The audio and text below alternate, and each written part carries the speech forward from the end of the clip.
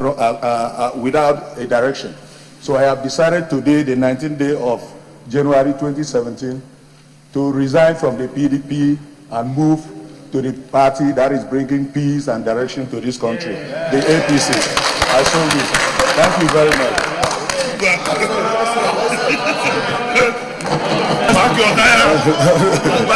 Senator Dino, go to your seat. Distinguished colleagues, as we are guided by our rules, there shall be no further debate on this matter. Leader of the Senate. Point of order, Senator Boucher. An acting minority leader.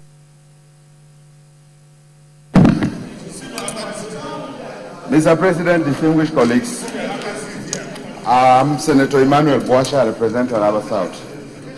Mr. President, I rise under Symbol 43 on personal explanation, which is well known to us. I want to state, Mr. President, that I hope that my colleague is aware of the implications of what he has just done. That the PDP as a party is one, is intact. I fear for his seat the consequences that may follow as a result of this action. And I want to say, Mr. President, that what he has said appears to be an insult to those of us who are in the PDP, that a politician that is worth his salt, that is an insult. If he wants to do the usual business in the Nigerian politics of following the weather, he should say it clearly. This business of moving here and there, following the weather, should be stated clearly and let him not deviate from the original intention he has. That is our position. But we are going to meet in Philippi. Thank you, distinguished Senator Boucher. Yet again, as you also came under 43, and by our rules there cannot be further debate, I note the 2 point of orders under 43. Leader of the Senate.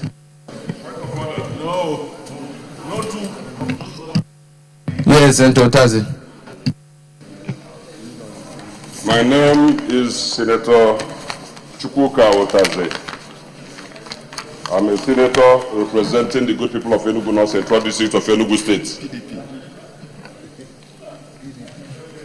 Yes, of course I'm a PDP. And I don't even know, we didn't hear what happened in the last few couple of minutes. Mr. President, I'm coming under order 43. Personal explanation.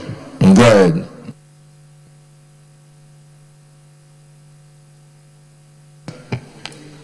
I take it is trite that everyone knows what Section 43 is all about. Well, I have a constitutional point of order, Mr. President.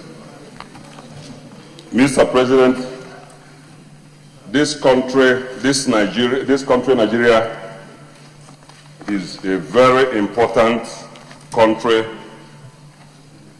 not only in West Africa, not only in Africa, but black world.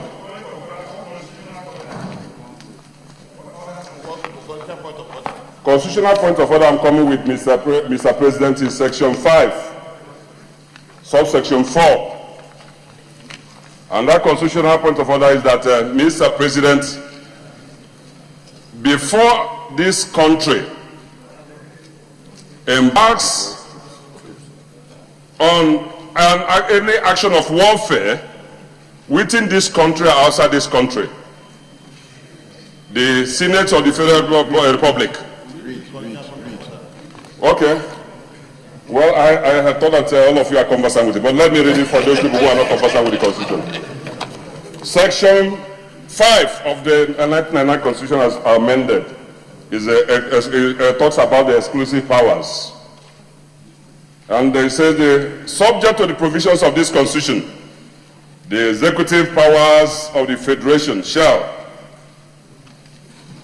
be vested in Mr. President.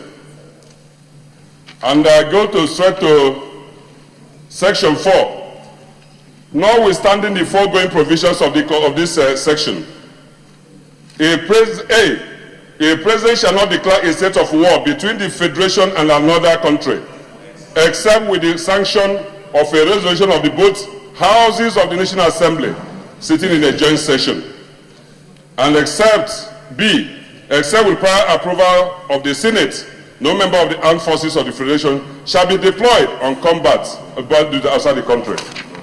I'm saying this because the happenings in a friendly country in Gambia, the ECOWAS countries have been discussing on these issues, how to ensure that the democratic rights of people of Gambia are protected. But to ask that this country will go on warfare in another country without a recourse to this constitutional provision is an affront on the 1999 Constitution, and is a breach of the Constitution, and will fail. That even if this Senate had always been cooperating with the executive, but let it be on record that before anything of this nature happens next time in this country, that we have to be the National Assembly have to be informed properly in writing, and the permission be obtained from us according to the Constitution. Thank you, Mr. President. Distinguished colleague, you came under 43, present explanation, but I think you purposely decided not to read the whole part of the provision of the Constitution. Otherwise, I cannot take a debate, but I think I can help to read the sections that, if you read section 4, 5, but then the section now goes on to say, notwithstanding the provision of subsection 4 of this section, the President, in consultation with the National Defense Council, may deploy members of the Armed Forces of the Federation on limited combat duty outside Nigeria if he is satisfied that national security is under threat. But more importantly, provided that the President shall, within 7 days of actual combat engagement, seek the consent of the Senate, and the Senate thereafter give or refuse the said consent. Well, distinguished colleagues, if Senator Otazi had come under 42, I will allow contributions, because I can see people raising. I'm not going to allow contributions because he came under 43. The point he has made is noted, but the explanation as well as the Constitution also, I believe, gives room for the President within 7 days, if there is such an action, to come before us. Your points are noted, but under 43, I cannot allow a debate on this matter. Leader of the Senate. Point of order. Point of order. Which other Deputy Senate President?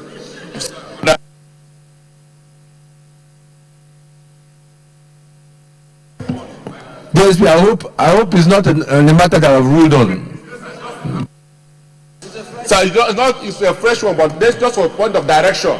You don't need to rule about it, but you need to put things in proper perspective. Not for today, but for future.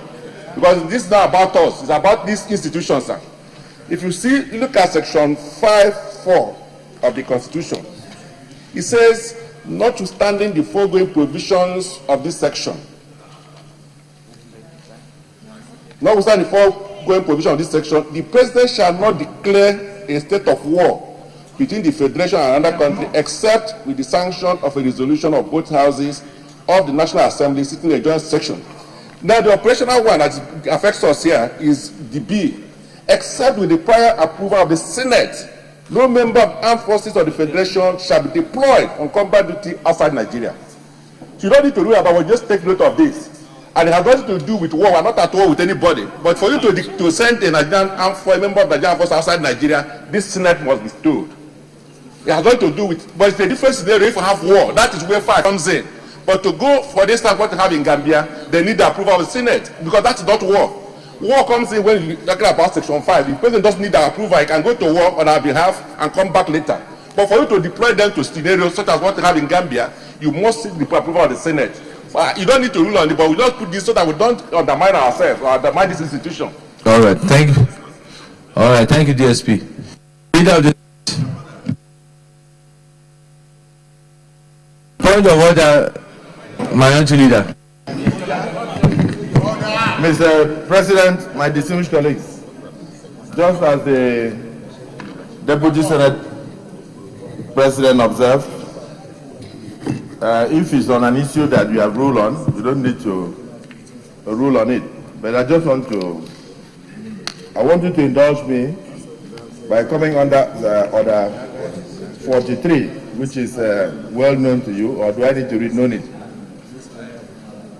By the indulgence of the Senate and the leave of the President of the Senate, the Senator may make a personal explanation, although there may be no question and all that. So, Mr. President, just to note that in my brief absence here, one of my senators from my senatorial district, my state, I understand, maybe due to political intoxication or otherwise, jumped ship and moved from this side to the other side. I want Senator Nelson Effiong. I've just been told by my colleagues, so I need to let the Senate President and the Senate know that in terms of the court decisions up to the Supreme Court, that it is not an individual that contests election, it is the political party. And therefore, the moment somebody takes the mandate of a political party, it behoves on that political party to immediately take steps. Rumorsly, we heard that this action was going to take place, and we engaged the senator in various discussions, and we showed him the implications. I want it noted by this Senate that the PDP in Akwa Ibom State is already on his way to court, and we want to reclaim his mandate.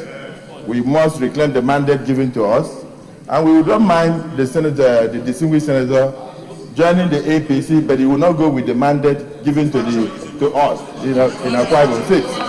And it is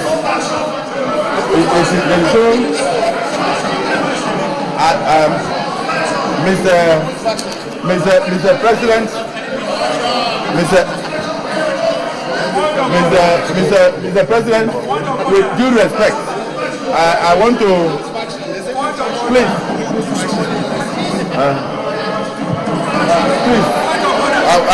Senator Marafa. Senator Marafa.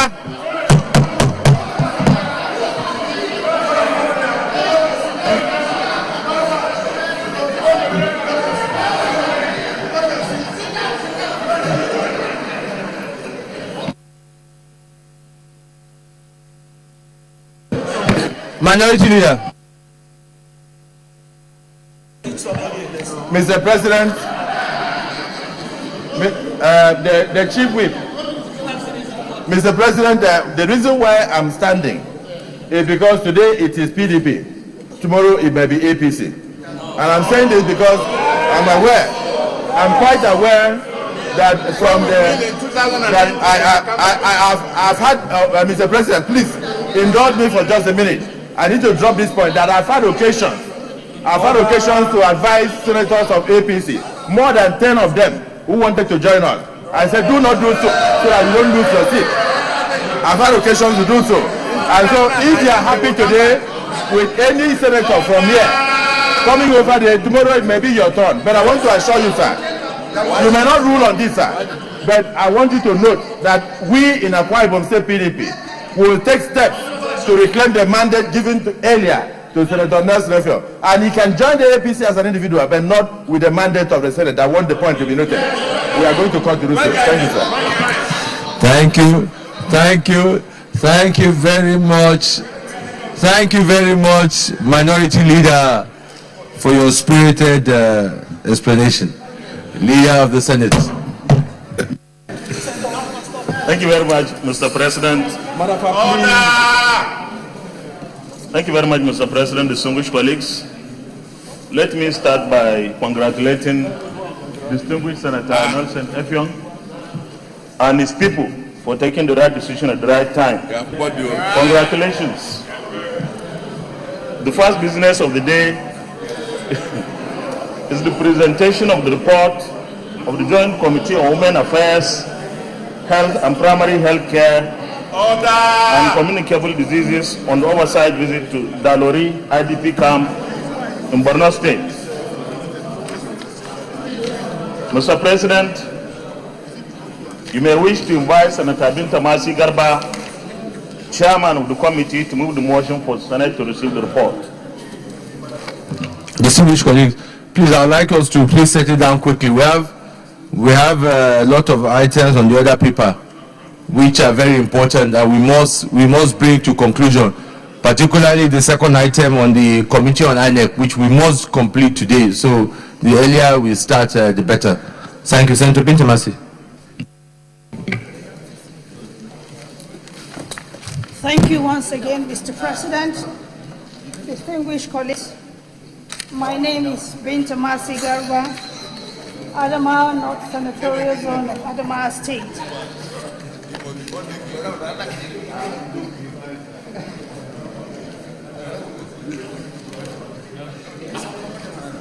Leader.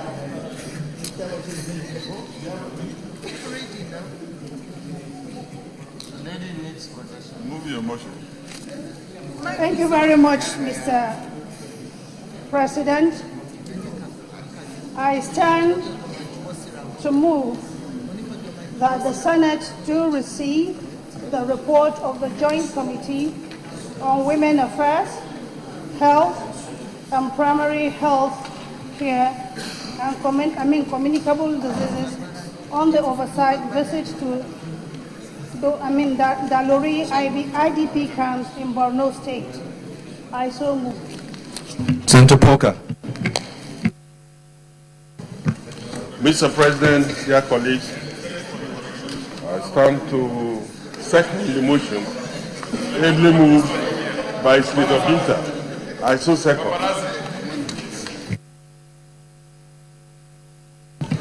Distinguished colleagues, those in favor that the Senate do receive the report of the Joint Committee on Women Affairs, Health and Primary Health Care and Communicable Diseases on the oversight visit Dalori IDP camp in Borno say aye.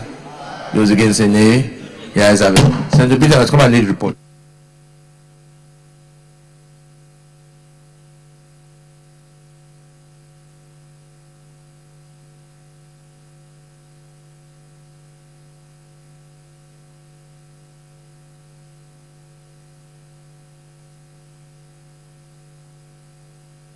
Leader of the Senate.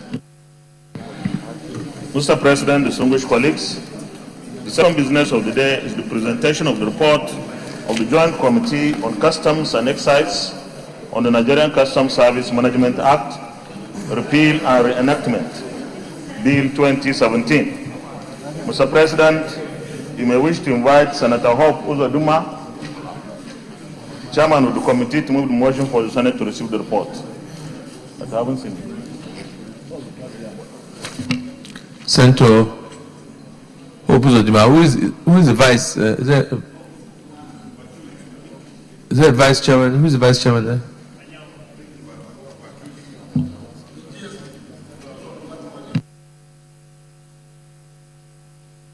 You have to step it down, yeah.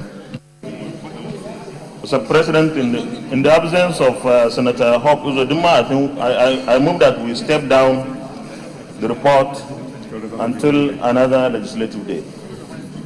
I so move.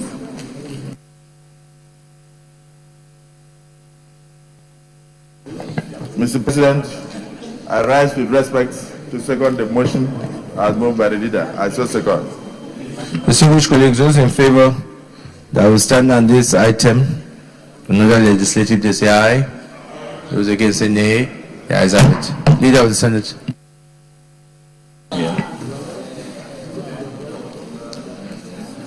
Mr. President, distinguished colleagues, the third business of the day is the presentation of the report of the Conference Committee on the Nigerian Peace Corps Bill 2017. Mr. President, we may wish to invite Senator Bayero Nafada, Chairman of the committee, to move the motion for the Senate to receive the report. Senator Nafada, who is his vice? Or who is Senator Kofi? Are you doing on his behalf? Yeah, go ahead. Mr. President, distinguished colleagues, my name is Senator Omar Ibrahim Kurupi, representing Katira Santana. I rise to submit the report of the Senate do receive the Conference Committee report on Nigerian Peace Corps. I so submit. Thank you so much. Senator Ben Murray Bruce. Mr. President, distinguished colleagues, my name is Ben Murray Bruce, representing Bayelsa East. I second the motion that the Senate do receive the report on the Nigerian Peace Corps.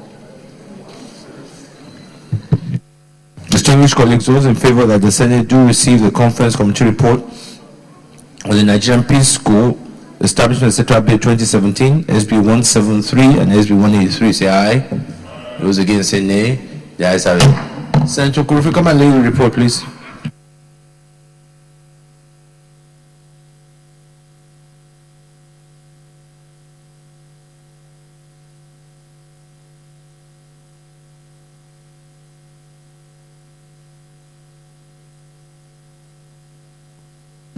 Leader of the Senate. Sorry, sir. Mr. President, distinguished colleagues, the first order of the day is a motion requesting the Senate to consider the request of Mr. President C for the confirmation of the nomination of Mr. Umaru Ibrahim for appointment as Managing Director, Nigerian Deposit Insurance Corporation, NDIC, in accordance with Section 5(4) and 8, subsection 3 of the NDIC Act, Cap N 102 laws of the Federation of Nigeria 2004. Mr. President, distinguished colleagues, the purpose of this motion on the order paper is for the request of Mr. President C to be referred to the relevant committee for further legislative action. I therefore move that the Senate do consider the request of Mr. President C for the confirmation of the nomination of Mr. Umar Ibrahim for appointment as Managing Director, Nigerian Deposit Insurance Corporation. Order, please. Senator Marafa, please go to your seat and stop disturbing the minority leader.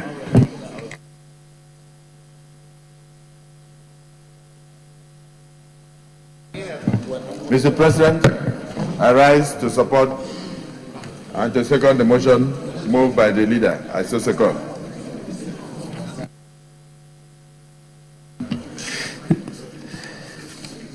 Distinguished colleagues, those in favor that the Senate do consider the request of Mr. President on the confirmation of nomination of Mr. Umaru Ibrahim for the reappointment as Managing Director of NDIC. Those in favor say aye. Those against say nay. The ayes have it. This request is referred to Committee on Banking, Insurance and Other Financial Institutions. I report back in 2 weeks. Chairman, back 2 weeks. Thank you. Leader of the Senate. Mr. President, distinguished colleagues, the second order of the day is the resumption of adjourned consideration of the report of the Committee on INEC on the INEC Act Amendment Bill 2017. Distinguished senators will record that further consideration on the report at the Committee of the Whole was deferred at clause 18 to another legislative day on Tuesday, 6 December 2016. Mr. President, with your permission, I wish to move that the Senate do resolve into the Committee of the Whole to resume consideration of the report.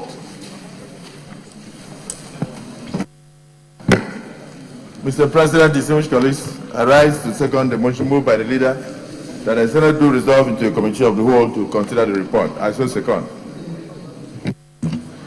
Distinguished colleagues, those in favor that the Senate do resolve Committee of the Whole consider the report say aye. Those against say nay. The ayes have it.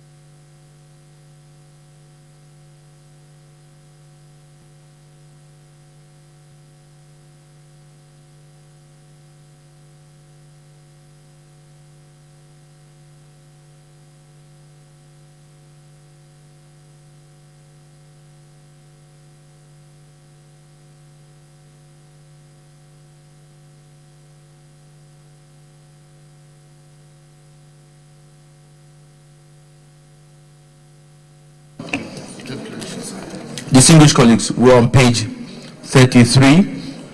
We stopped at 1811. So I think what we'll just do, just to refresh our mind, we'll take the 1811 from there, and then we'll carry on from there. We go back to the 1811. Page 33. Or maybe the chairman can guide us. We're on page 33, yes? We've taken 18...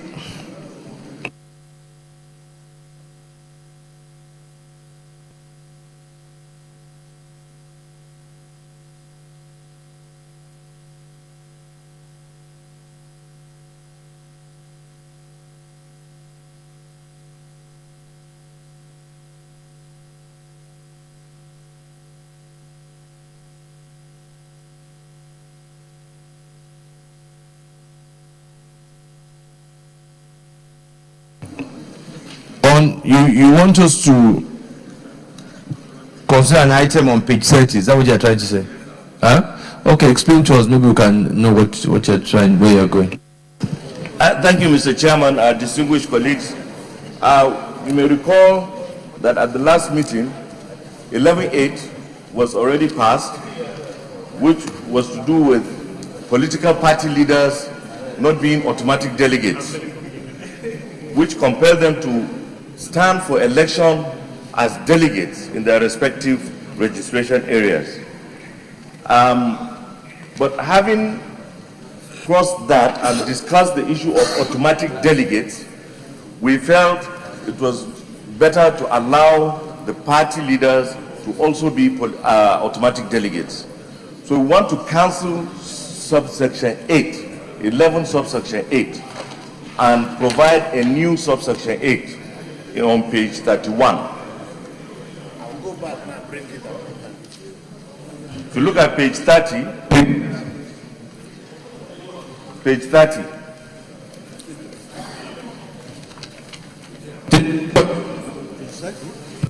I think what, Chairman, you correct me, but I think what you're trying to say is that on page 30, what was originally passed was that party leaders had to contest to become delegates. What you are now proposing is that party leaders should be automatic delegates. So I think that certain party leader, which is now on page 31. So I think what we need to look at, can we look at page 30 and 31, and we take a decision whether party leaders should contest to be delegates, or whether certain party leaders can be automatic delegates. I think it's very simple. So let us look at it, study it, and then I'll give you also a minute to look at it, and then we can now take a decision on it.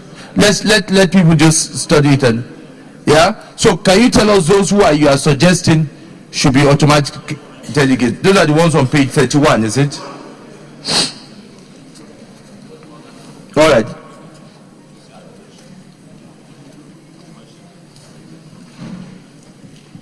Just take, so basically you are listing all national, state, local government and world executive and elected officials who are mentioned below, who are members of the party, shall be automatic or super delegate who shall be eligible to vote in their party's indirect president.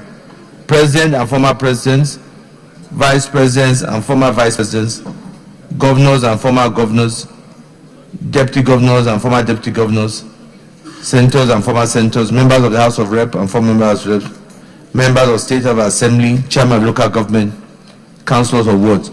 In answer, provided that 1, the number of automatic or super delegate shall not exceed 10% of the total number.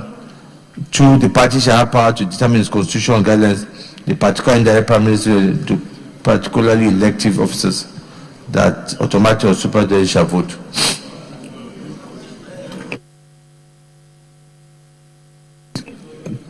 Can we take comments and then we'll now put it to vote? So, yes, the Deputy Senate President. So I would like to find out the wisdom in the proviso 1, talking about the automatic delegate not exceeding 10%. But I don't understand what that means, because what you are saying is that if they are more than 10%, you have to reduce the other ones. So why don't we just remove that? But maybe there might be a reason. Chairman, the question is that what was the reasoning why we said they shall not exceed 10%? And then on the back of that, so if they exceed 10%, what happens?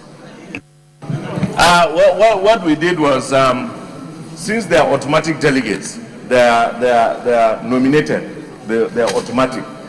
What we want to do is to have at least the big majority of elected delegates influencing the decision of electing of at the convention. Well, when you look at as a party structure, what we are saying is that once you have your automatic delegates, will not exceed 10%. If they exceed 10%, then they will be influenced, because that is what has happened in the past, where nominated or appointed officials are automatic delegates. We're just trying to restrict the number of automatic delegates. Yeah, so that you will not have all these appointees being automatic delegates.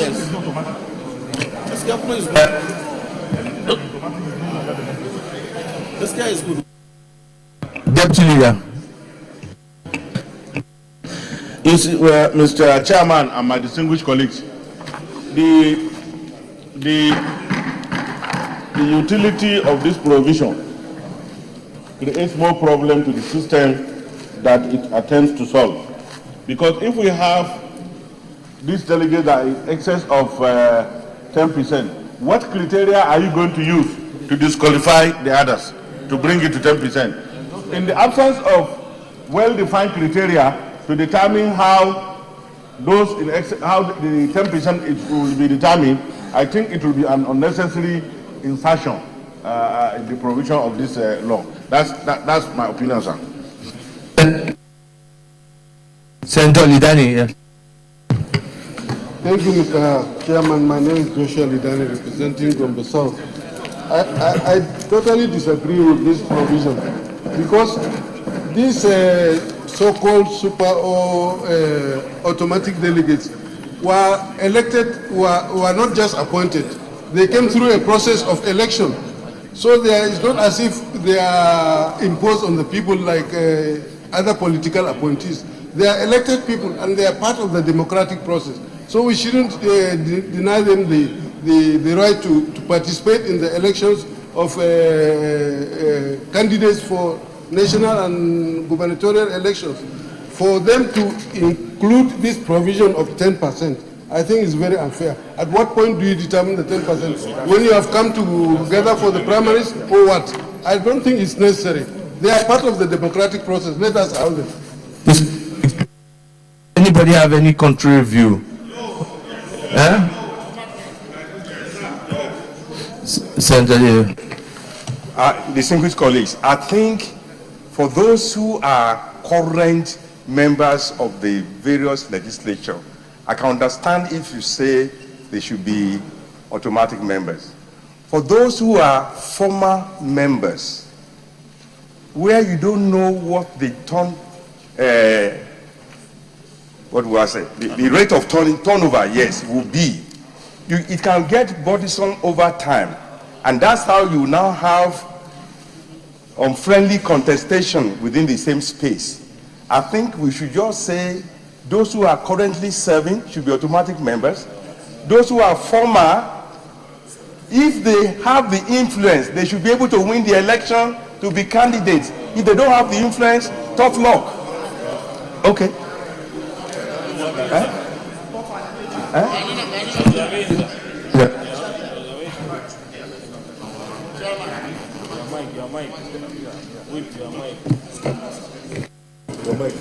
Mr. Chairman, distinguished colleagues, my personal opinion is that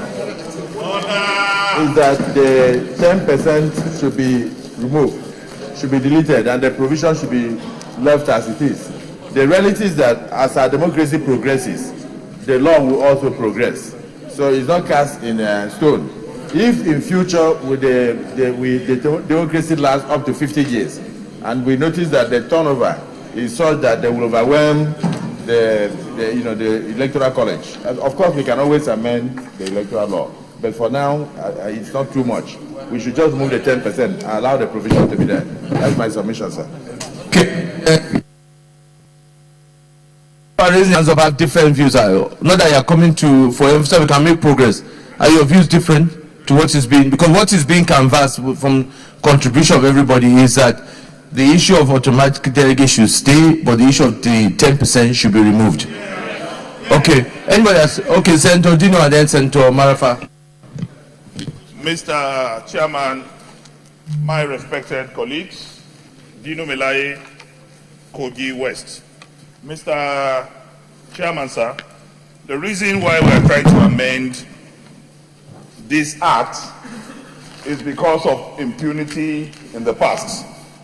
It will be sacrilegious if we eventually begin to dig the same holes that are responsible for the impunity in the past. Mr. President, governors have taken advantage of councillors and local government chairmen in the past to create impunity. So what I am suggesting is that in democracy,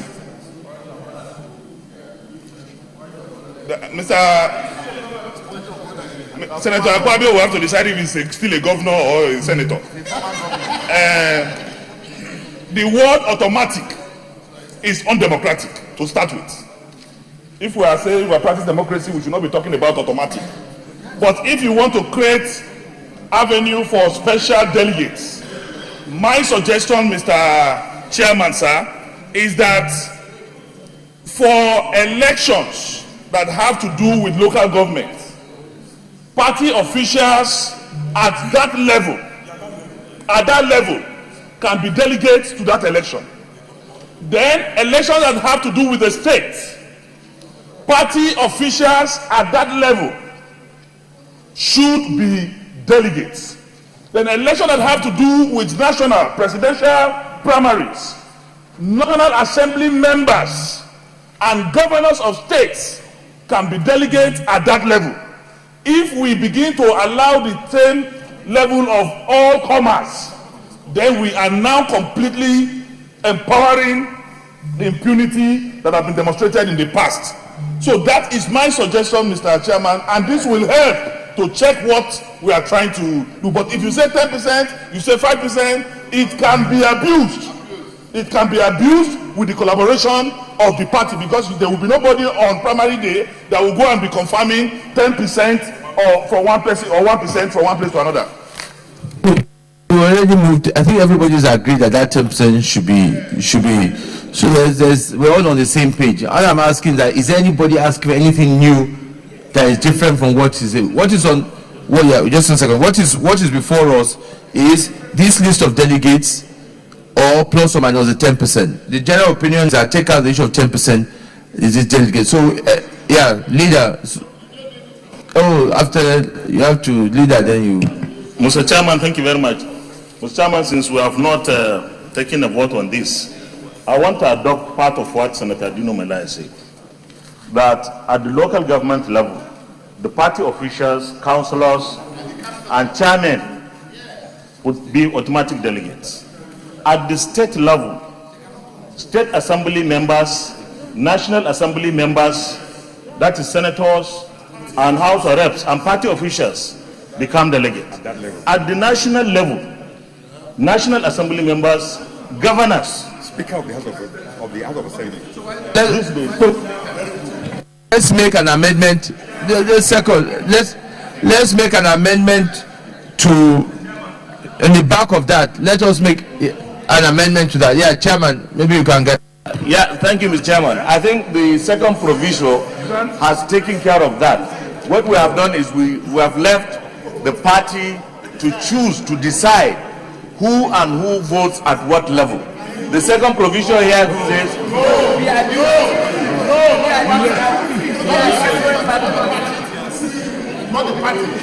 we are all the party. Let's leave it as if. When you put it at that level, yeah, it's there. You have finished corruption.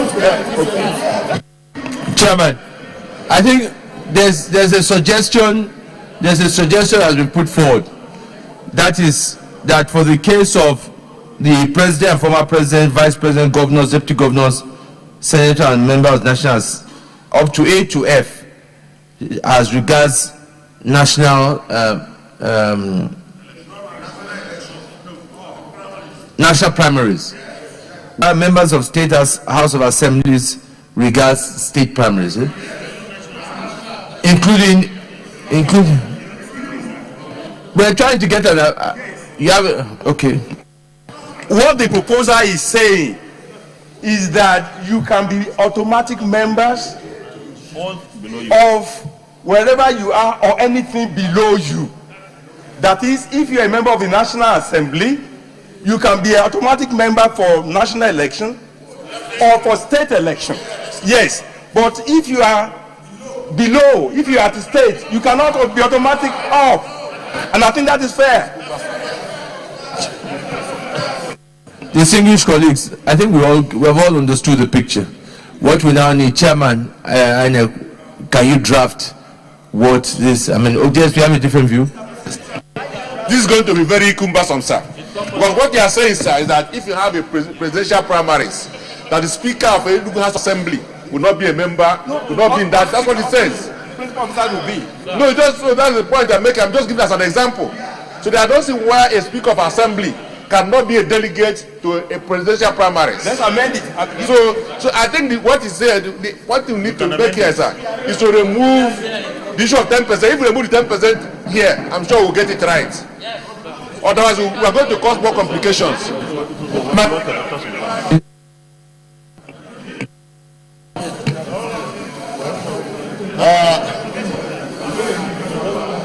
Thank you. Thank you, Mr. President, my distinguished colleagues. Senator Kabiru Garba Marafa, representing Zamfara Central. Mr. Chairman, I stand on what Senator Dino and Senator Ahmed Lawan said on the stratification, of the delegates, that you stay where you are and you can go below. Then next, item G, where it says chairman of local government areas, area councils. We should remove this area councils because it's prone to abuse.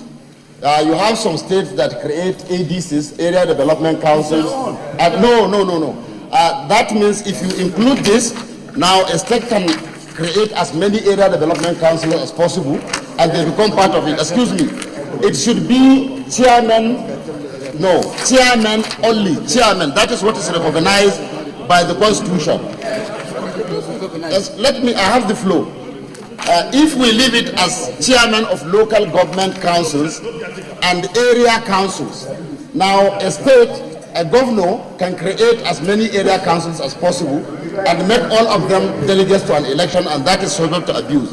Then item H2, the party shall have the power to determine its constitution or nomination guidelines and manuals.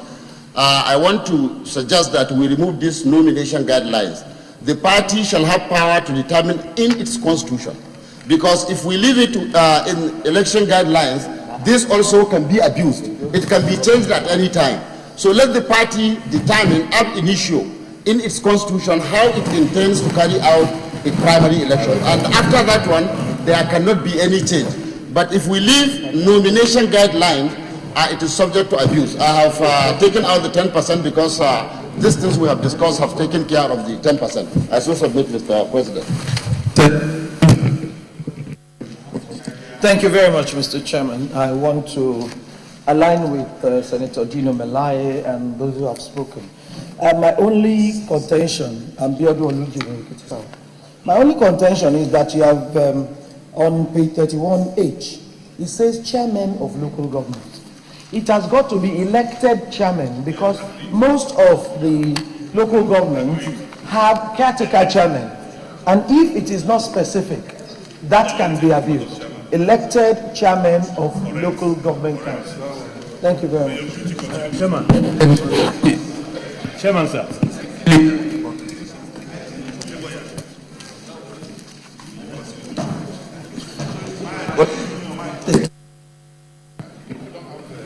Mr. Chairman, I think we don't have problem about this. It's a very straightforward matter. In order to meet the concerns expressed, all we need to do is to leave the list as it is, but G, we say principal officers of the state houses of assembly. Then H, we say elected chairman of local government. Once we put this, it has solved the problem. No.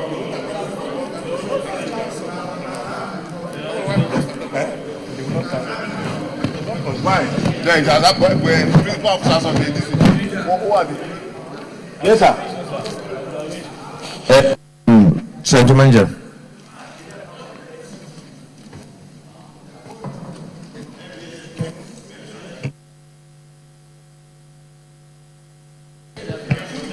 Okay, Mr. Chairman, sir, my respected colleagues, James Manager, Delta South.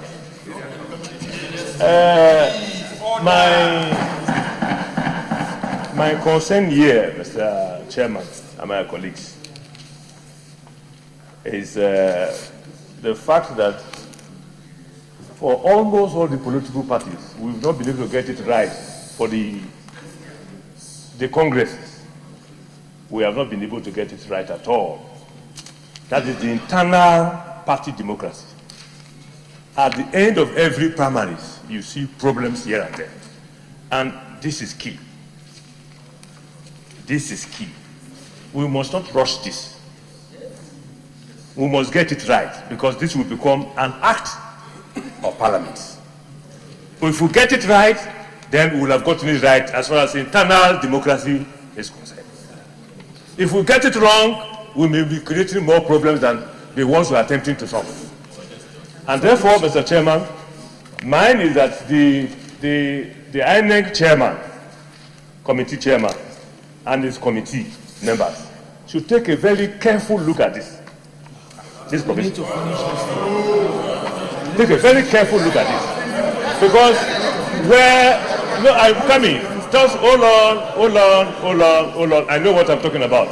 Because you also have World ESCO members there. World ESCO members are also there included. And there are very many. This is where money politics come in. It's a very serious provision. In whatever we are doing, this provision is key to internal democracy. So, Mr. Chairman, mine is a word of caution. Let everybody take it easy. Even if we have to deliberate on this, if you want us to go ahead, we have to deliberate on this for a very long time to get it right. Thank you, Mr. Chairman. Distinguished colleagues, we will continue to debate on it, and I think at this point, I don't think what the committee can do further now. I think it's for us to debate on it and get it right. So that is why. To guide the debate, please let our contribution be based on suggestions. Where we are now, we have a list of delegates that has been recommended by the committee. Where we are now is to agree whether it fits the bill, or whether some people are suggesting some of the delegates should be limited to certain levels, or I think we've all agreed that the issue of the 10% should go. We've also agreed that any amendment by the party must be in line with the constitution, not that guideline. So we have resolved that. The only thing now I think we are still back and forth is who should be able to go to national primaries, who should be able to go to state primaries, and who should be able to go to local government. So let's continue contribution until we get a consensus on this area. Senator Kemade. Thank you very much, Mr. President. Barnabas Gemade, Benue, Northeast.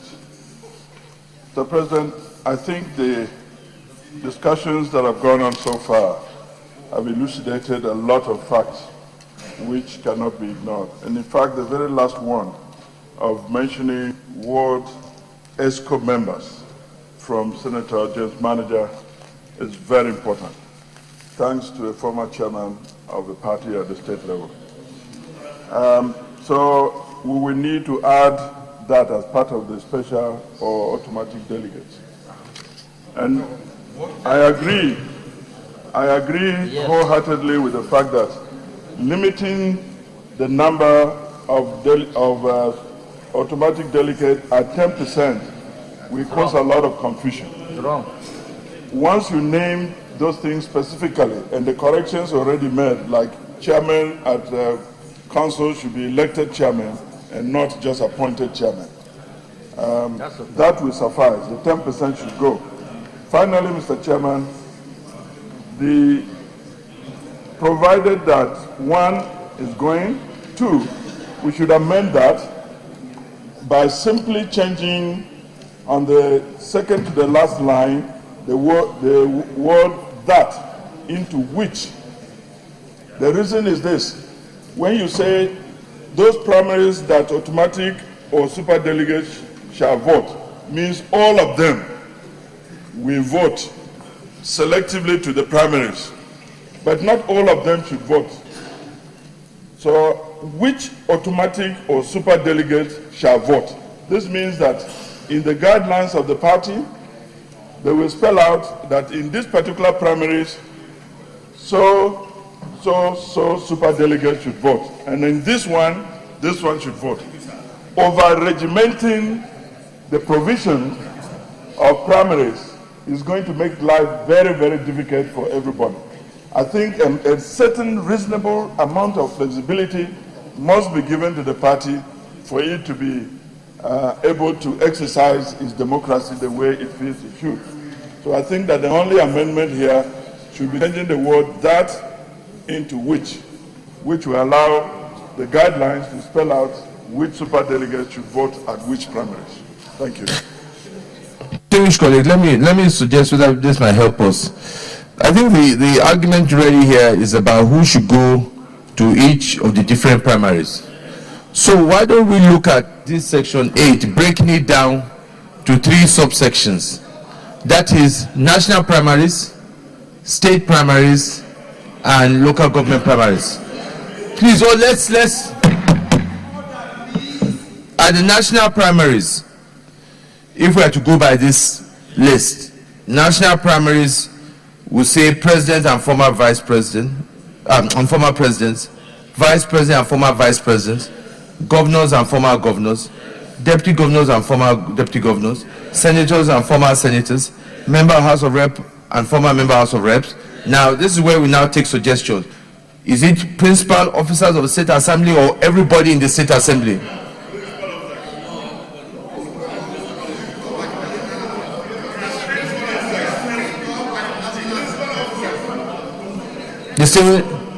Distinguished colleagues, can we just take suggestions? Where we are now, there are two, is either one option, every member of the State Assembly can go to national, let me finish, then you can say yes or no. Every member of State House of Assembly can go to primaries, or we limit it to just principal officers of State Assembly going to National Assembly. That is, let me just, and then two while we're there, the other one is when we finish that, we now address the issue of chairman of local government, whether chairman of local government can go to national primary. So let me take the first one, State Assembly, contribution on State Assembly. Yes, Senator Albert. Thank you, Mr. Chairman, distinguished colleagues. Mr. Chairman, for the State Assembly, we cannot ignore the Speaker and the Deputy Speaker alone. Please, you can change them anytime. You can change them. What is the difference between Speaker and member? Oh. There's no difference. No. Oh, please.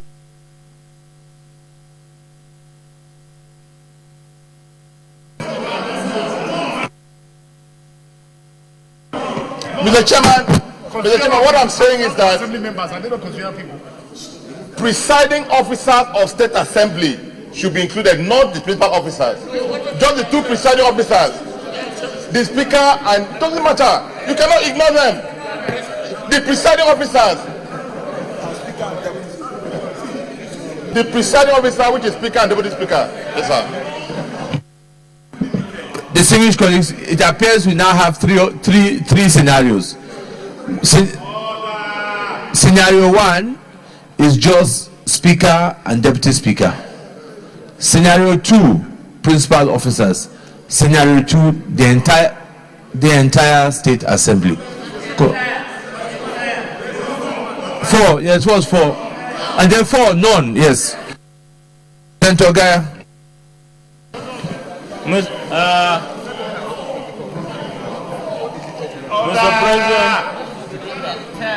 Mr. President, my distinguished colleagues, I am Kabiru Gaya.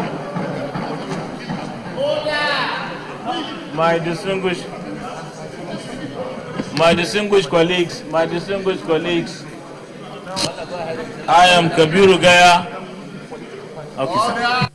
Distinguished colleagues, please, if you are opportune to contribute, then please allow us to listen to others. But if you want to contribute without speaking to, I will allow you to speak there, but then you will not speak to contribute. So let's so that we can make some progress. Senator Gaya, thank you. Thank you, Mr. President. My distinguished colleagues, I'm Kabiru Gaya from Kano South, representing the people of Kano South. Mr. President, this issue on page 33, 31, if you look at that point, we already agree on removing the 10%, but the issue of automatic delegate, Mr. President, I've been going through primary since 89.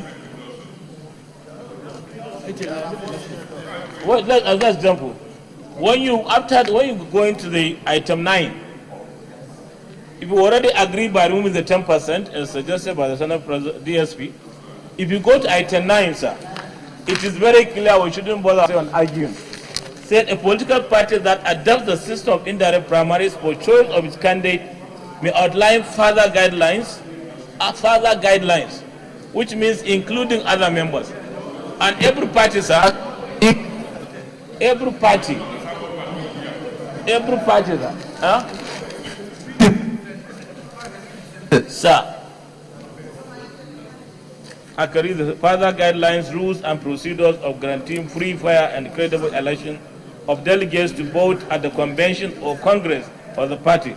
But such further guidelines, rules, and procedures shall not be inconsistent with the process. Now, I agree with you, sir, but suggestion is on this file, we should look at also the conditions or the guidelines of the party primaries. Because we don't have to enforce so many things on the party primaries, sir.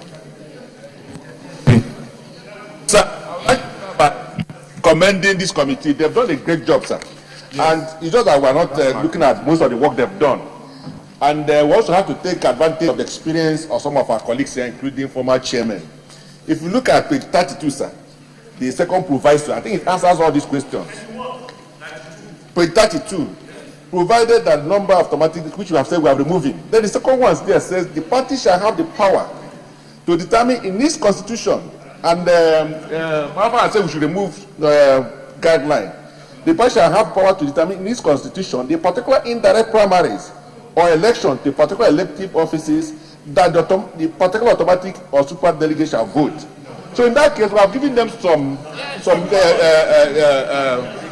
leverage. But that's to be in the constitution. That's what the point Marafa made. So in that extent, so right now, if you are going to do that, it must be in your constitution instead of guideline. So everybody knows from time enough. Everybody will have sufficient notice what's going to happen. So then with that, you give the party flexibility. Then it's also fair, and then it can be determine what will happen. Sufficient. I think that answers most of these questions. And I agree with what the governor said.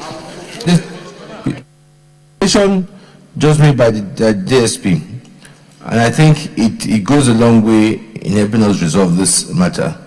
Because one, it says that the party shall have the power to determine in its constitution. Before it said constitution and guidelines, we've now agreed, let's remove the guidelines so that the process by which is being determined is one that is democratic and everybody's part, which is the constitution. And for us to say that it would now determine the particular indirect primaries or election to particular elective offices that automatic or superintendent shall vote. So which means through your constitution, you'll be able to say which election these delegates shall participate or not. And also by so doing, you give some powers to the party. So I think in that point, the only amendment which I say is the one Senator Jimmy came on elected chairman of local chairman. Okay, can we take comments? Can we take comments on this issue of using the word elected chairman or leaving it as it is? Mr. Chairman, distinguished colleagues, there is something that is happening here, which I'm a bit worried. You were leading us in the right path, and suddenly the wavelength seemed to change. On the issue of these automatic delegates, you were about to break it down into three. One, the automatic, in fact, four.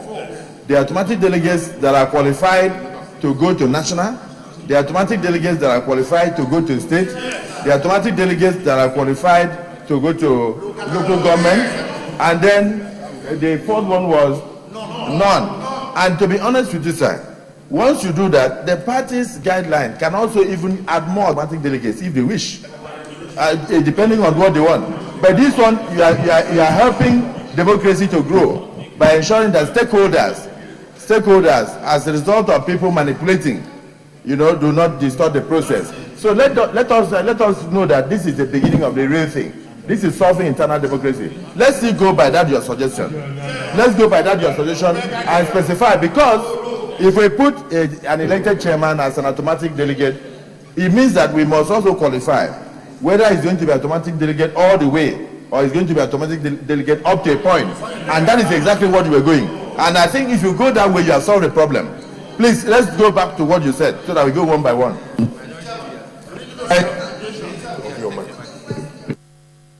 The reason we're going that way was we were trying to address some of the observations or concerns raised by members. But if you look at item 2 there, it addresses it. Our concern was that what is the business of a councillor of a ward come and participate in national primaries? But section 2 then says that the party will determine which election that delegate can vote for. Now, the only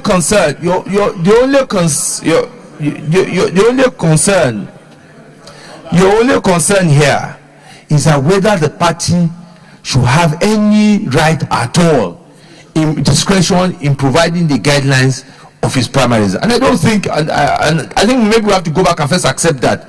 Are we saying that the party should not have any contribution at all in directing his guideline?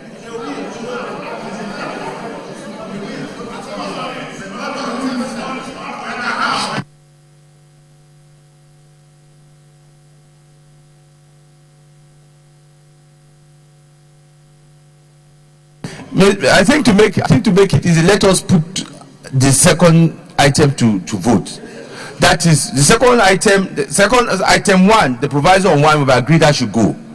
The second proviso where you are giving powers to the party, let us put that, because if we vote that out, then we now have to do it ourselves. But if we accept that 2 stays, then we don't need to do that. So let me now put the question.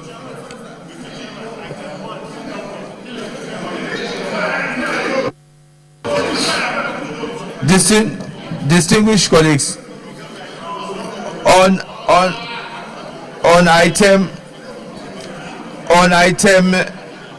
8, 1 and 2, the proviso that's on page 32. Those in favor that the proviso on page 32 stands part of the bill, that is proviso 1, the number of automatic superdelegates shall not exceed 10% of the total number. Those in favor that stands part of the bill say aye. Aye. Those against say nay. Nays have it. Those in favor that proviso 2, that the party shall have the power to determine in its constitution the particular indirect primaries or election to particular elective offices, the automatic or superdelegate shall vote. Those in favor that stands part of the bill say aye. Aye. Those against say nay.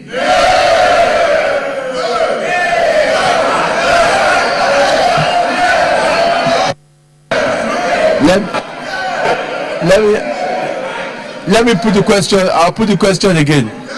Those in favor that proviso.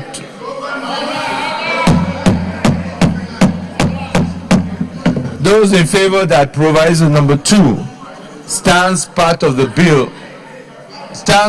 bill as amended as proposed. Stands part, say aye. Aye. Those against say nay. Nay. The ayes have it.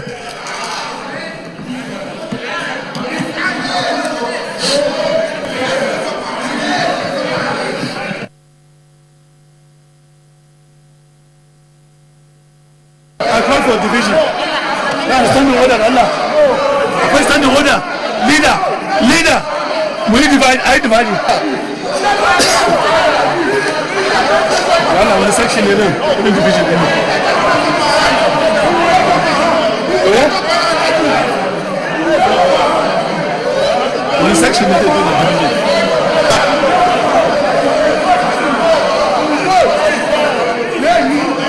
We vote.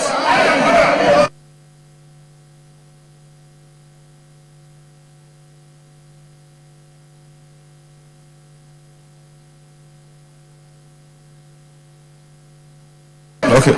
Distinguished colleagues.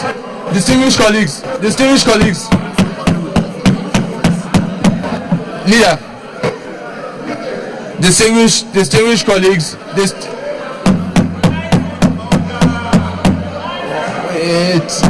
Distinguished minority leader.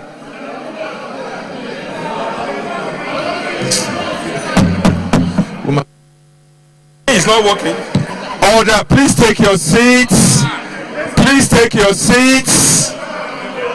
Distinguished colleagues, please take your seats. Distinguished colleagues, please take your seats. Distinguished colleagues, please take your seats.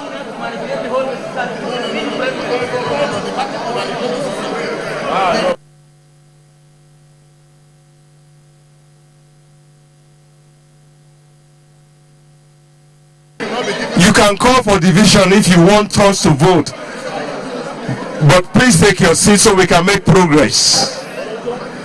Our rule allows for a call for division, but we need to resolve this quickly. Please take your seat, please.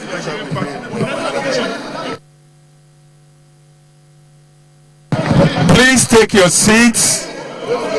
Senator Akpabio, please take your seat. Senator Malayi, please take your seat. Senator Sharafa, please take your seat. Okay, I'm tired of begging that you take your seats.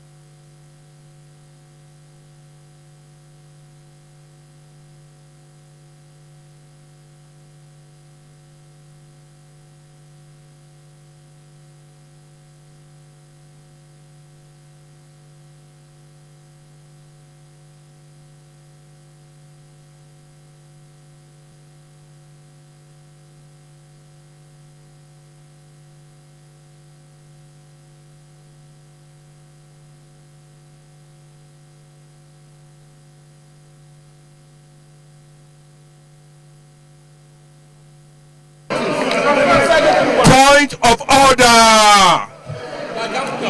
Point of order. This is good. I call for division. What is it? What order calls for division? Point of order. What order calls for division? Those who want to be governors cannot allow it. I know.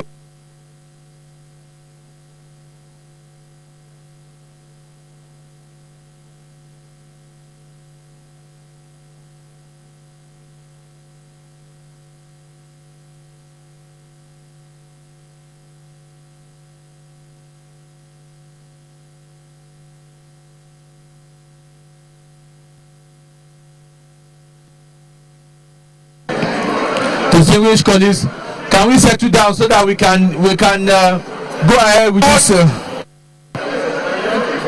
73. Point of order. Point of order, Mr. President.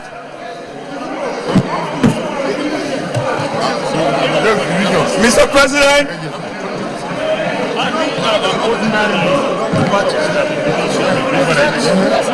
Hello.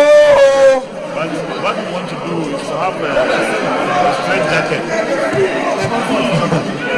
What we want to achieve is like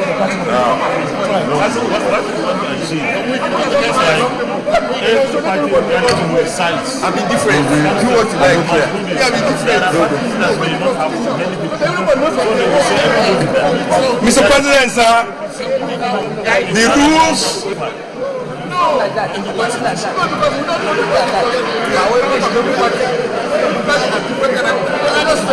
I'm calling for division.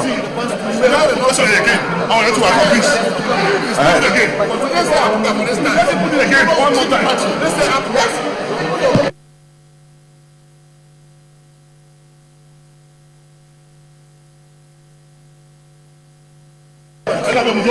Hello, hello.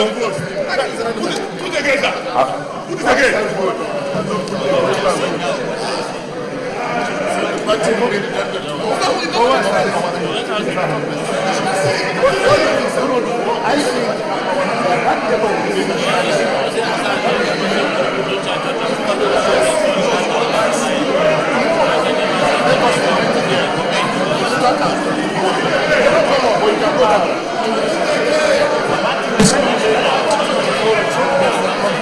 Please take your seats.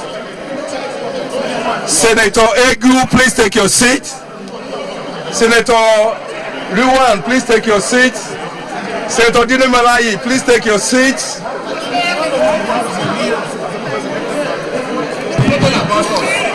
Please take your seat. Senator Polka, please take your seat. Senator Gobri, please take your seat. Senator Akpabio, please take your seat. Senator Marafa, please take your seat. Senator Abdullahi Adamu, please take your seat. Senator Gobri, take your seat. Senator Melayi, please take your seat. Senator Sonny, please take your seat. Senator Akpan, please take your seat. Senator Duda, please take your seat. Senator Gobri, take your seat. Senator Magege, please take your seat. Senator Gershom, please. Senator Lidali, Senator Lidali.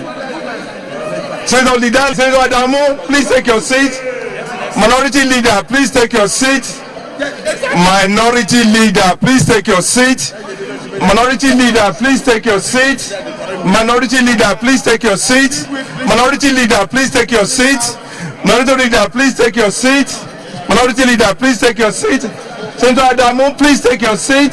Senator Adamu, please take your seat. Senator Adamu, thank you for taking your seat. Thank you for taking your seat. Please, Mr. President, sir, now that we have some peace, sanity, I think it is good that we have all shown passion on a matter that we know can have grave consequences. And I salute you all. What we are going to do is, I'm going to make a motion that we stick by our rules. These rules were made for moments like this. In the wisdom of our rule book, Mr. President, sir, my distinguished colleagues, I read Order 73. It says any senator may challenge the opinion of the president or the chairman by claiming a division. Obviously.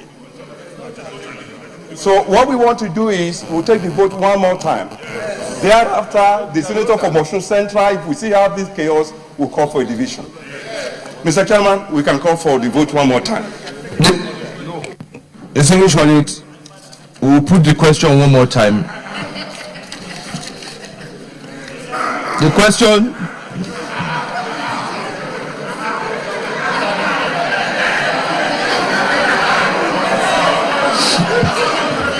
distinguished colleagues, those in favor that the proviso 2, that is that the party shall have the power to determine in its constitution nomination guidelines and manuals of particular indirect primaries or election to the party shall have the power to determine in its constitution the particular indirect primaries or election to particular elective offices that automatic or super delegates shall vote. Those in favor that these provisos stands part of the bill say aye. Aye. Those against say nay. The nays have gone to remove. The nays have it.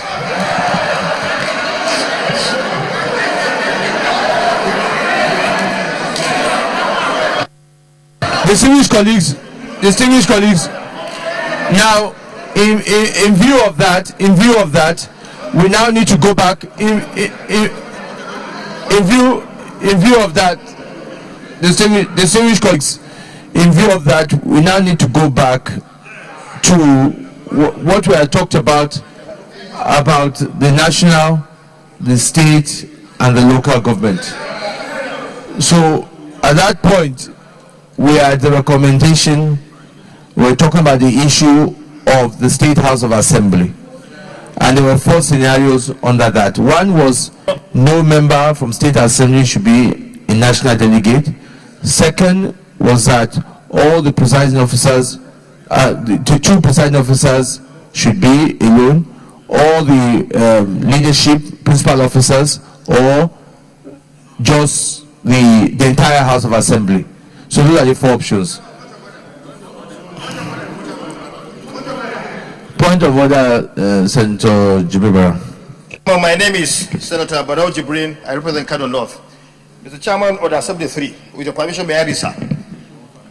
Any senator may challenge the opinion of the president or the chairman by claiming a division.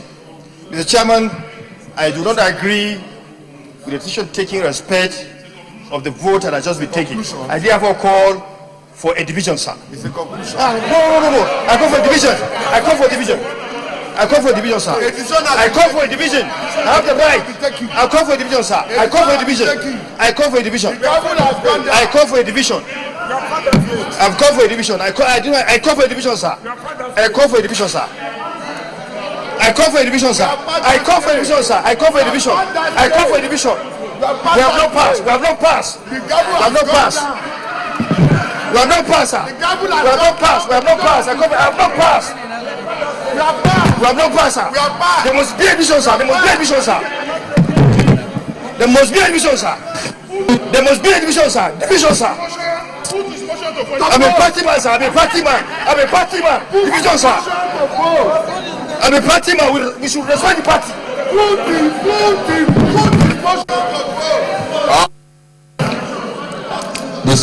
Distinguished colleagues, we had already taken a position on this, but my view is that this matter, it is clear to me that when we call for division, I'm sure my ruling on the voice vote will emerge. But I think to satisfy everybody today on this very sensitive issue, let us go ahead, let us call for the division, and let us put this matter to rest.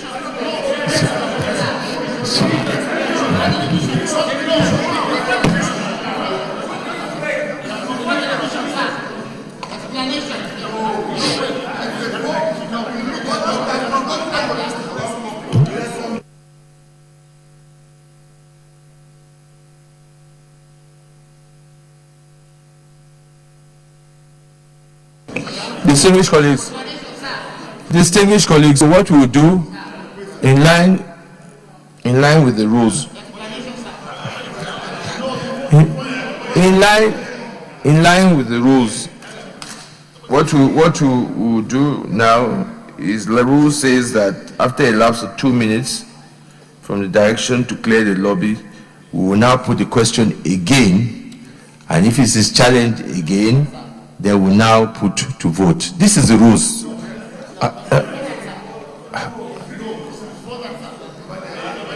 What are you coming under, Senator Marafa?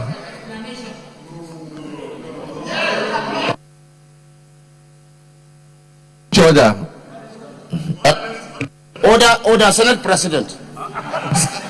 Yes, if you give me the right, I can talk now. Sir, no, excuse me, sir. Sir, I want to wait now. Sir, I want to appeal to my colleagues to, first of all, let us come back to all our senses and digest this issue.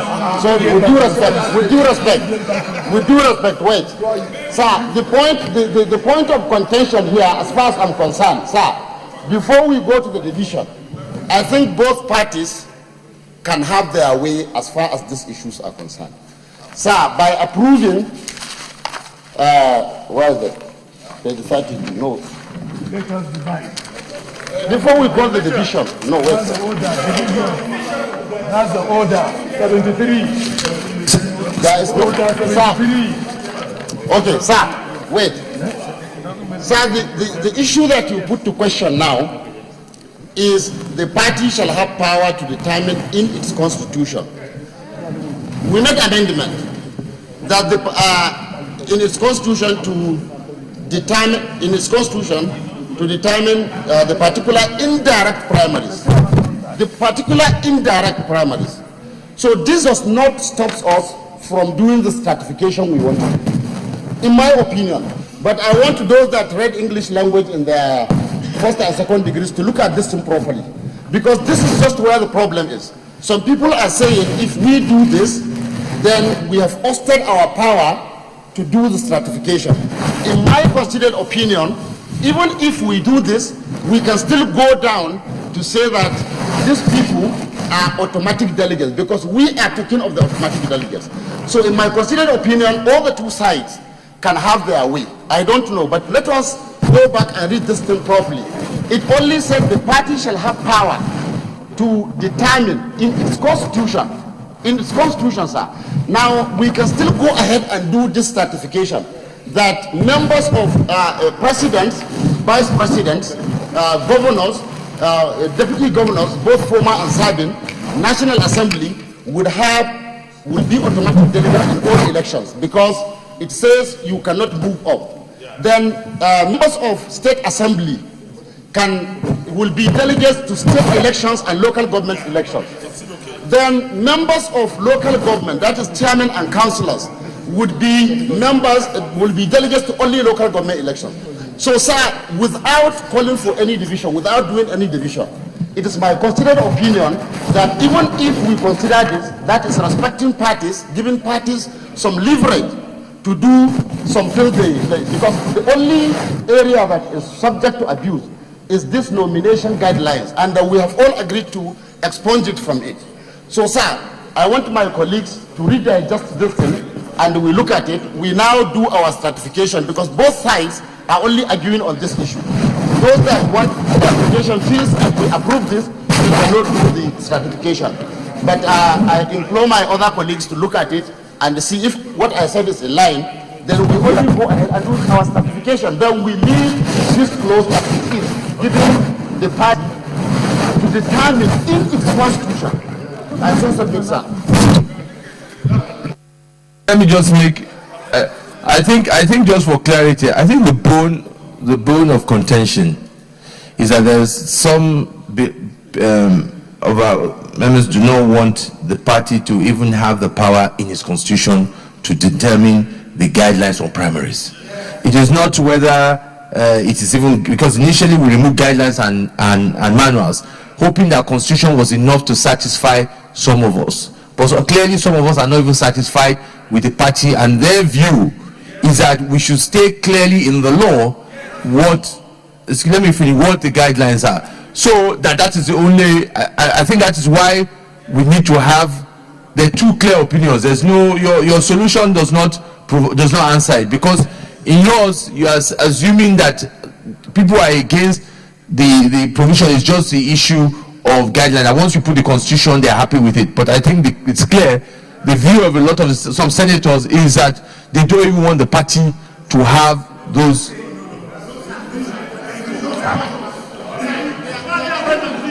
So just wait. So that we don't flog this. Let us put.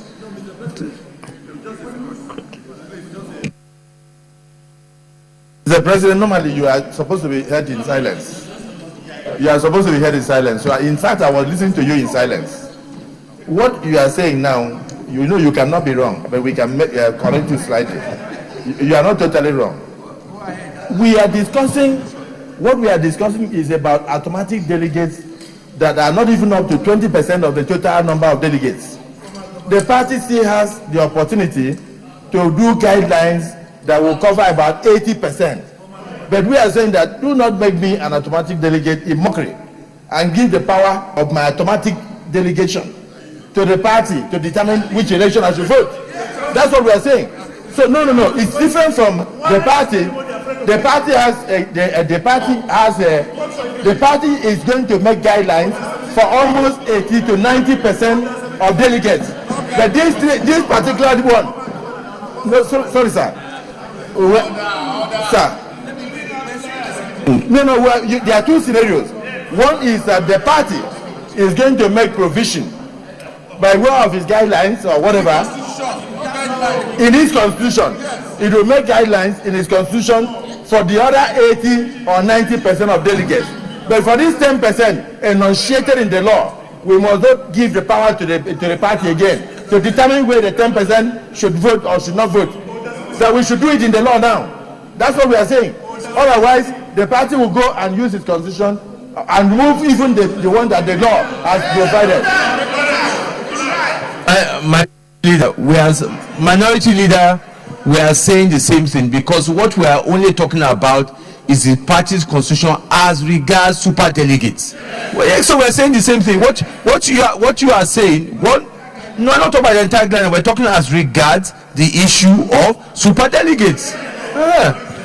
So yes. Sir, we are just pretending as if we are starting political party. What we are discussing now is the correct position for now. Every party constitution has a provision for convention. It has provision for congresses. It is these congresses that elect the candidates. It's a convention that elects the candidates. And each of those provisions in the constitution states who are super delegates. At least I know the PDP constitution very well. So each of those constitutions has a provision for convention that will also vote for the presidential candidate, and then congresses that will vote for others. And each of them at different levels have provided for who will be the delegates at those levels. So that we are not trying to invent the wheel. And we must also remember, sir, that we are not the only political parties. It's not about APC or PDP. Why we are asking for flexibility is that if you have a smaller party like an Accord party, and then they have maybe 3 or 4 House Assembly members, are you saying that those Assembly members cannot be delegates to their presidential primaries? Because they are not the same thing. So let us have this flexibility, allow the political parties to take these decisions. It doesn't hurt anybody.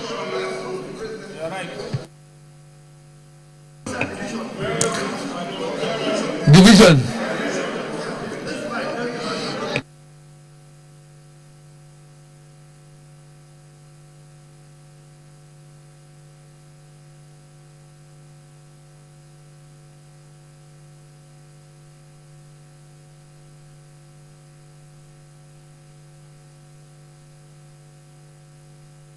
Distinguished colleagues, just before that, in line with our rules,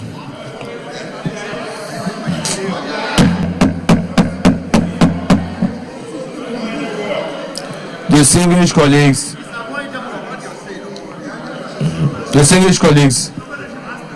in line with our rules, I will have to put the question for another time, and then after that, if we don't, unless it is challenged. So I'll put the question for the last time before we actually do the division itself.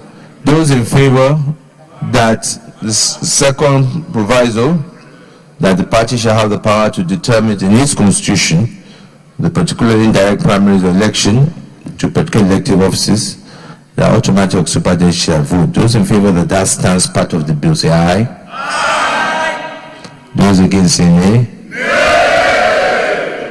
The nays have it. But if somebody wants to challenge,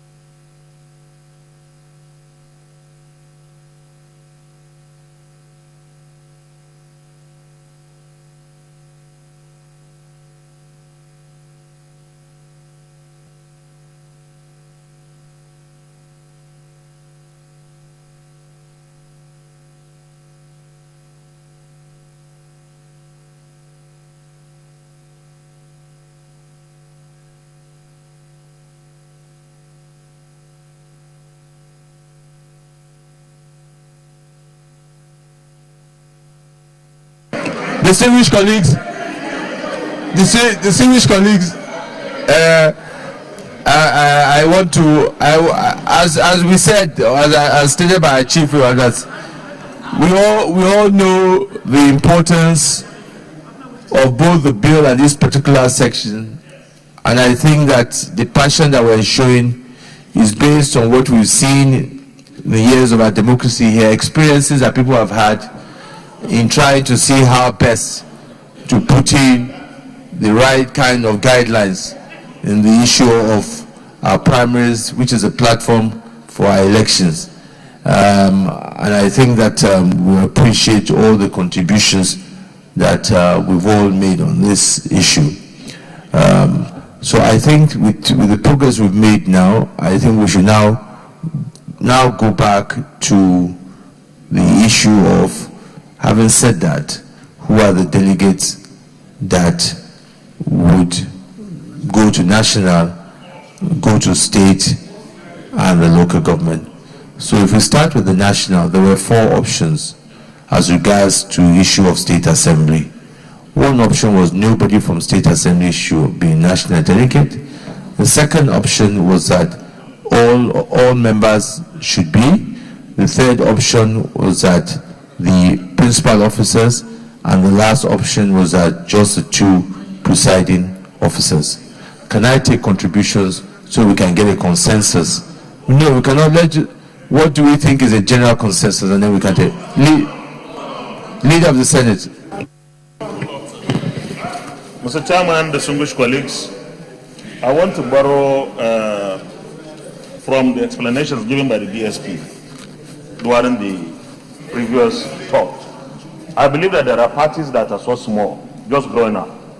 And if we exclude the entire state assembly, such parties may suffer because they may need them as delegates. So I want to propose that we allow all the state assembly members to participate at the national level, even though I had a contrary opinion. Deputy Leader. Thank you very much. I think in determining our position on this matter, recourse must be had to the effect that we have senatorial district and then we have federal constituencies. Now, if you say you want to restrict this to principal officers, assuming but without conceding that remains the position, then what happened in a situation where there is going to be an election in a senatorial district or House of Representative constituency. And in that place, no principal officer.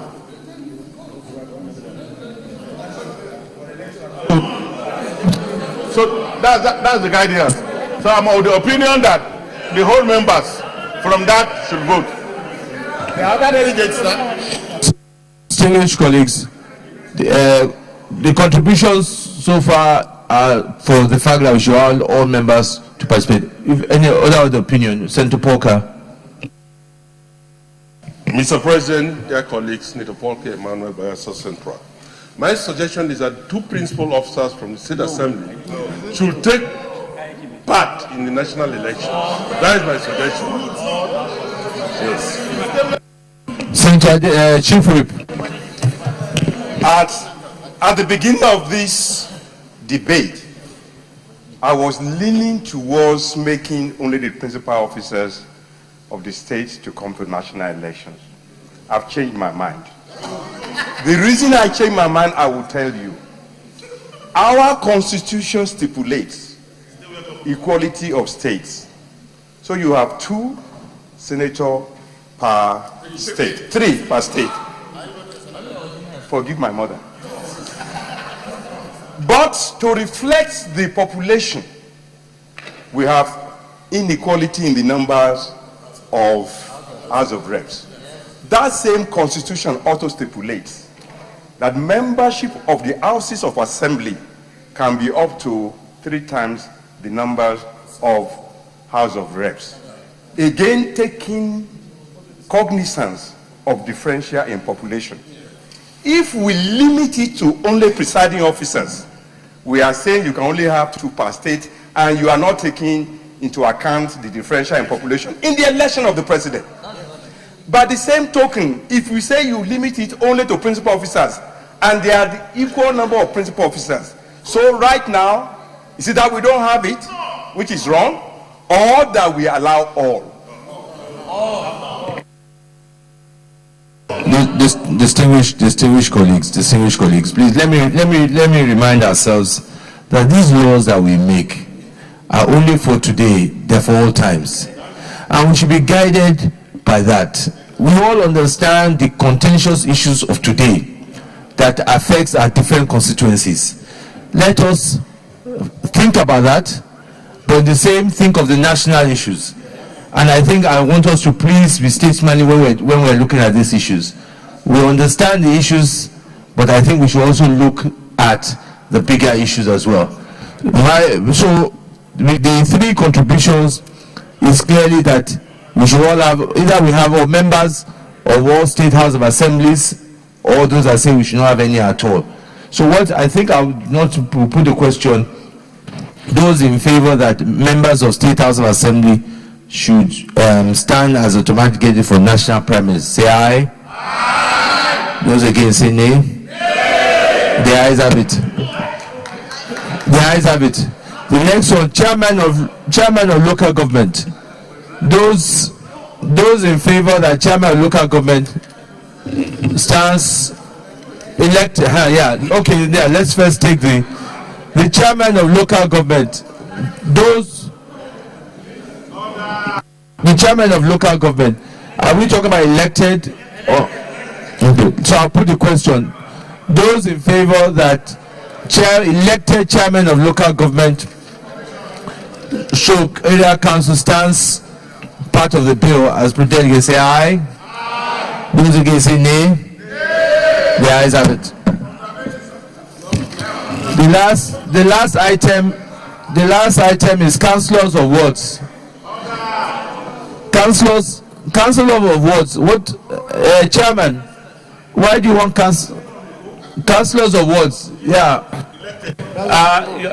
Mr. Chairman, we also make laws for FCT area councils. So when we mean councillors of wards, we mean the FCT councils, area councils. Not for the councillors in the local government. Is that just FCT only? FCT. Look at it. FCT. For FCT, sir. Yeah, that's I'm making it clear now. I'm making a correction now. Councillors of FCT wards. And Mr. Chairman, on the issue of elected chairmen, at the top, excuse me, at the top we said all national, state, local government area council and ward executives of a party and elected officials of government mentioned below. We have already qualified them as elected. These councillors are talking about is FCT, is it? Okay, so councillors of the FCT, yes? Okay. So I'll put the question then. Those in favor that item I, councillors of the FCT stands part of the bill, that is that they are super delegates to national primary, say aye. Those against say nay. Can I put the question again so that those in favor of the councillors, this is FCT, just FCT. Those in favor say aye. Those against say nay. The ayes have it.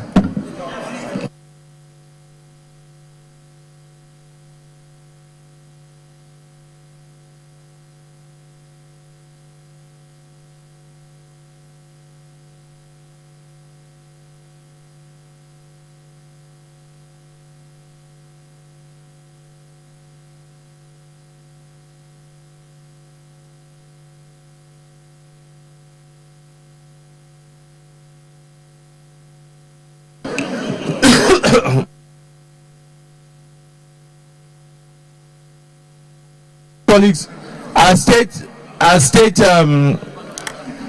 primaries.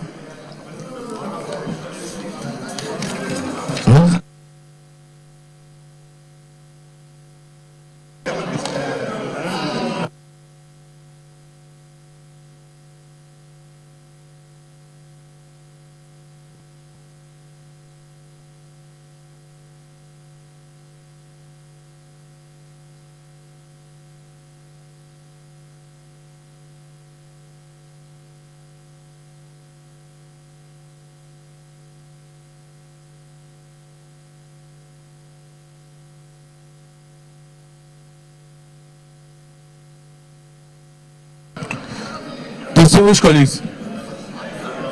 Yes, minority. Yes.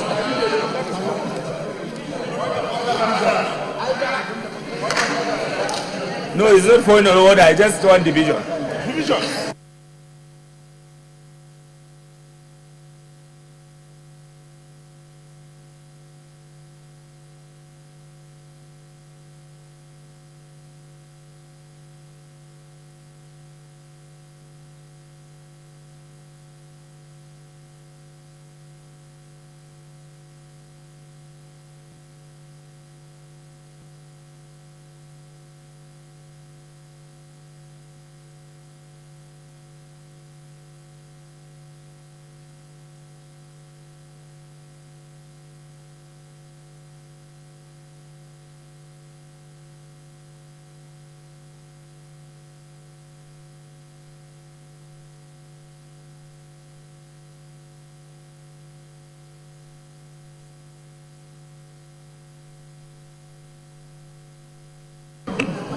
Yeah, Senator Bayo.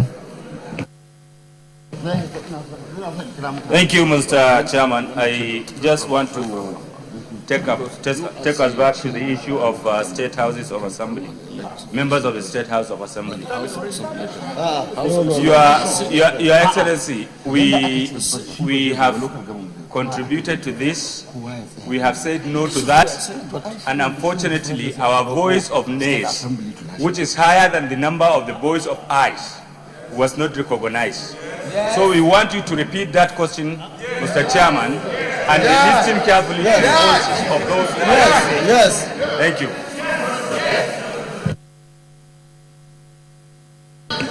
Yes, Minority Leader. Mrs. Olujime, Mrs. Tunibu, just to recognize that you are dividing the chairman, my distinguished colleagues. I don't think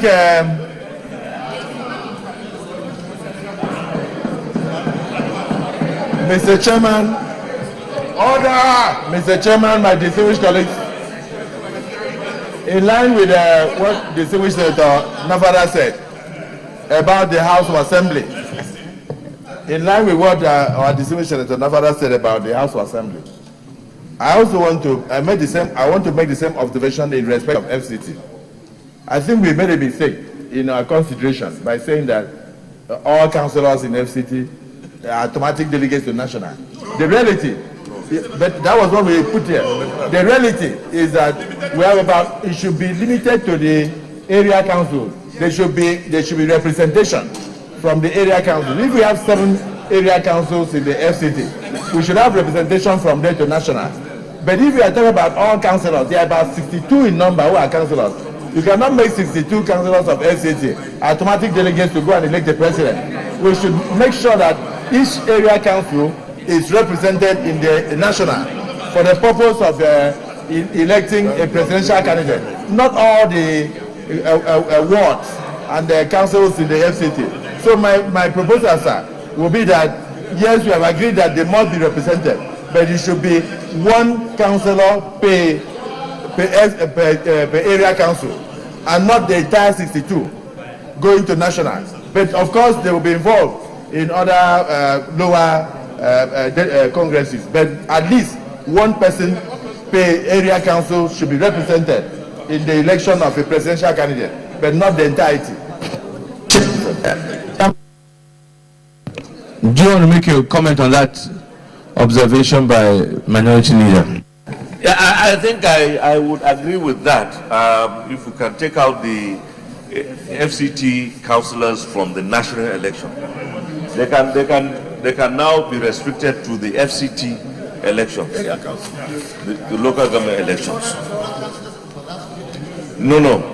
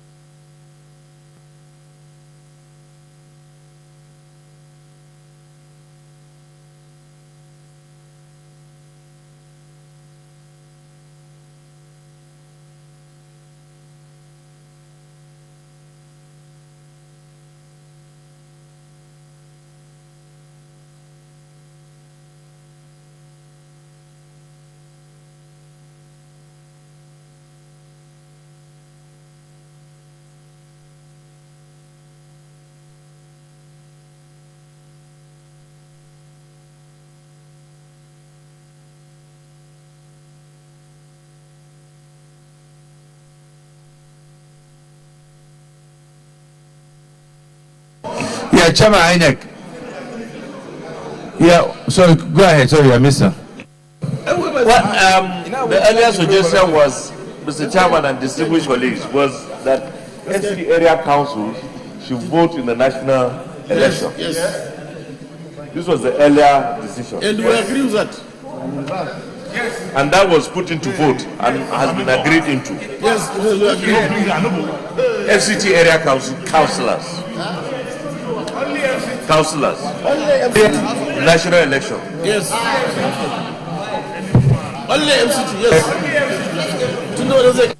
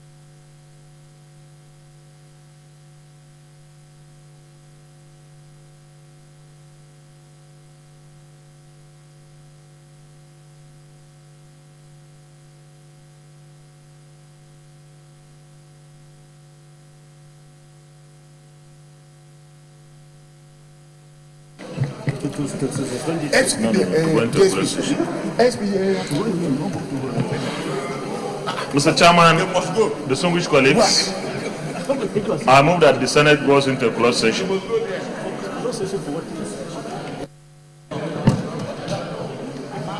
Mr. Chairman, distinguished colleagues, I rise to second the motion that the Senate goes into a closed session. I so second.